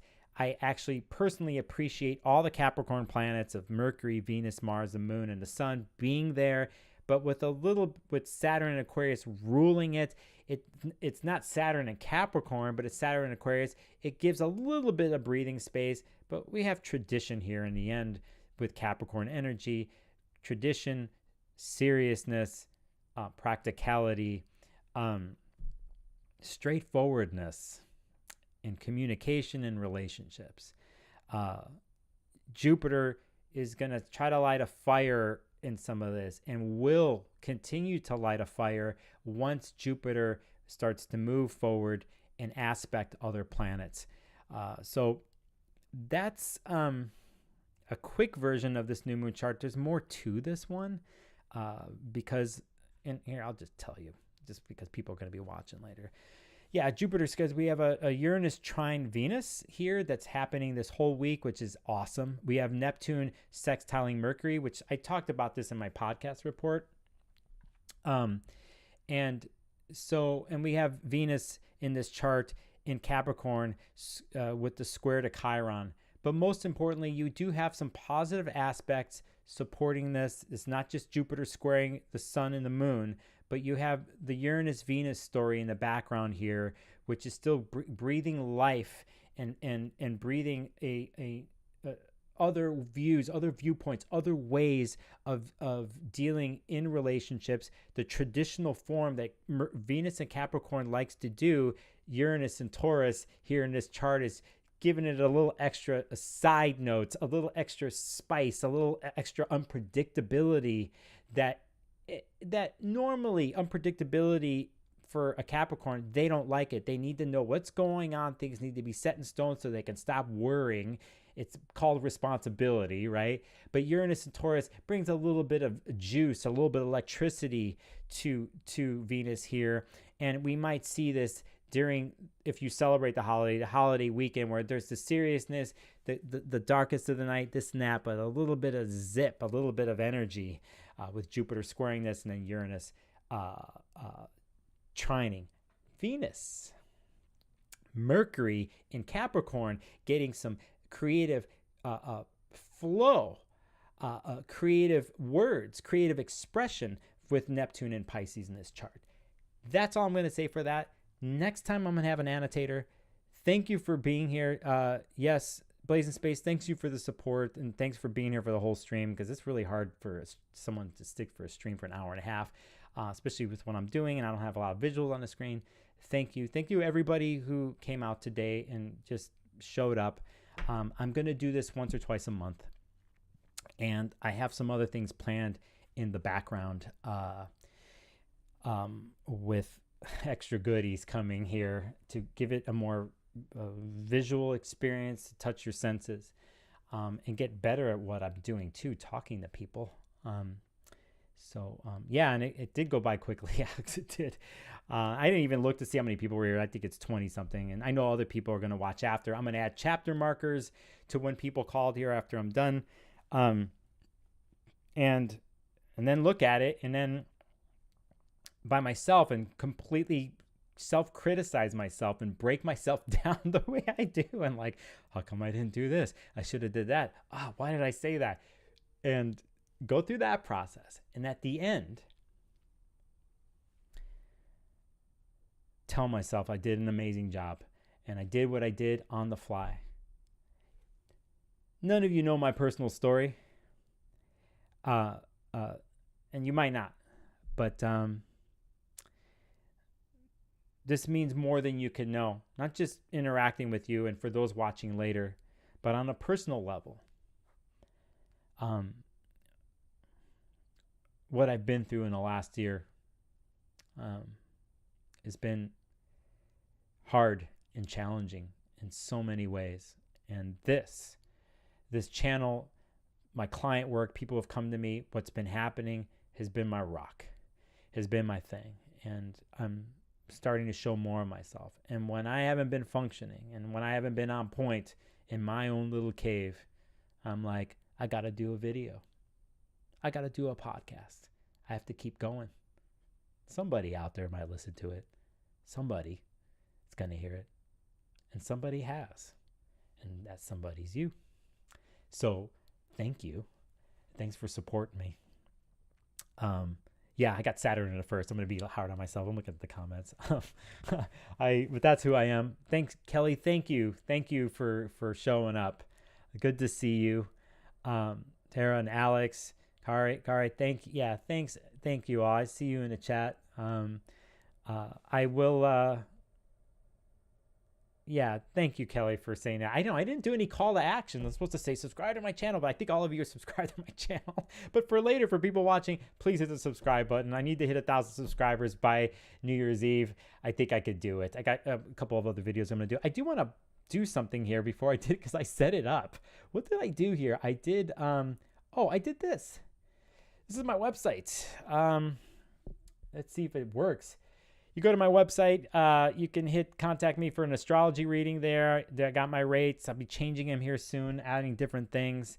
You can support my Patreon, which is actually right there. $3-5 right now. I got to add some. I'm gonna add another more tier, and actually give discounts to certain tiers for readings. A couple other things I'm gonna do when I get time, but that's my Patreon.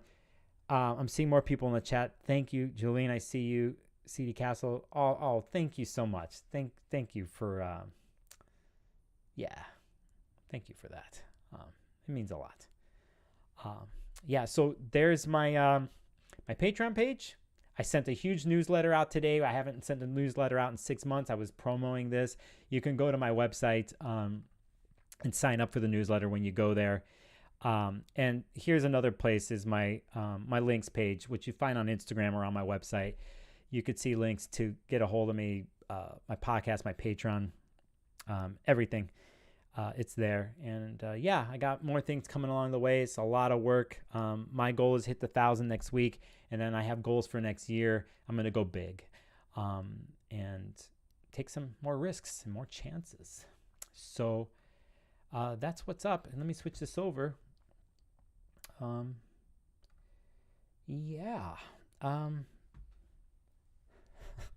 see the graveyard. Give me a second here. I want to do something here. For those of you still here, because I got something to do here. Hold on.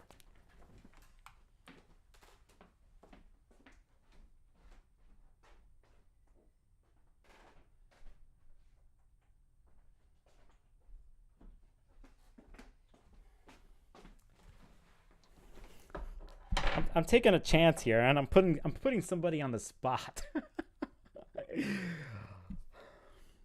Putting somebody on the spot. A couple of weeks ago, as some of you listen to my podcast, and I'll end with this, and then I will jump off. I had a fire situation where I had to put out a fire, and then I've had personal, intense things happen to me that have just been somewhat heartbreaking. They happen. I won't say somewhat. They happen. I've been dealing with this for a while, and so on and so forth. But then I found myself a week ago scrolling through my IG feed in the parking lot of Costco. Okay.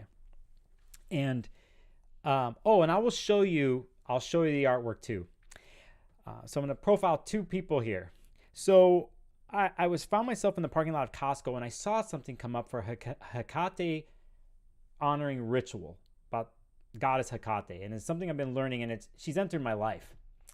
And it wasn't too long ago before that I purchased this Hekate oil, okay, from somebody who makes incredible electional astrological oils and more, like mind-blowingly well. Like I have a collection. I mean, I have my Neptune one right here that's just amazing. But this one in general, I bought it, and I wasn't thinking when I bought it. I bought it with a couple other oils, but I bought the Hekate oil, and then stuff started happening. I didn't even put it on, okay? Stuff started happening. And so I've walked through her door, basically, or she's walked into my world. And I am honored, humbled, blown away by this. And the journey that I will be going on with this triple goddess, this moon goddess, and who, in a sense, rules this point in time before the new moon. Because you see a lot of people doing Hekate rituals in the balsamic phase. Anyway, Blazing Torch Alchemy, you can look them up online. Go see the oils, read the descriptions of how the elections were made. It will blow your mind what you see. This has rocked my world. It started here and now it's continued. So there's that. Somebody in the chat saying stop, because that's who they are. Then I will show you this.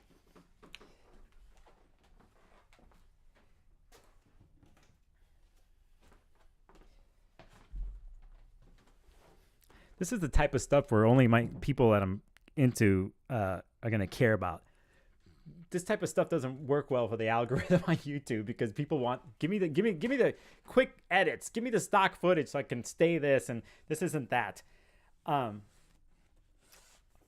Oh, Nicole, no way.